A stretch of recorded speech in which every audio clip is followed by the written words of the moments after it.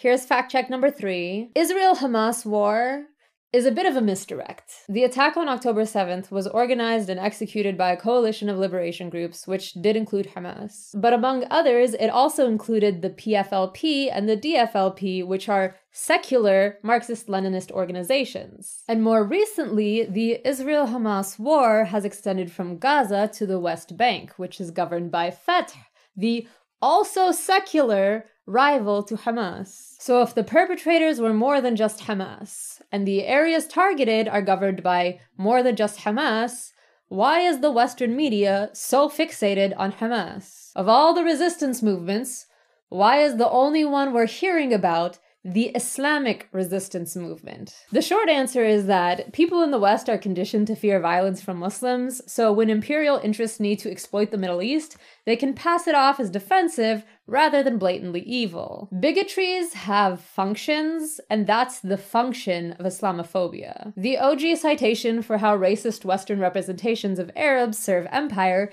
is Edward Said's Orientalism, but if you want something less academic and more modern, Nazia Kaziz's Islamophobia, Race, and Global Politics is a great primer.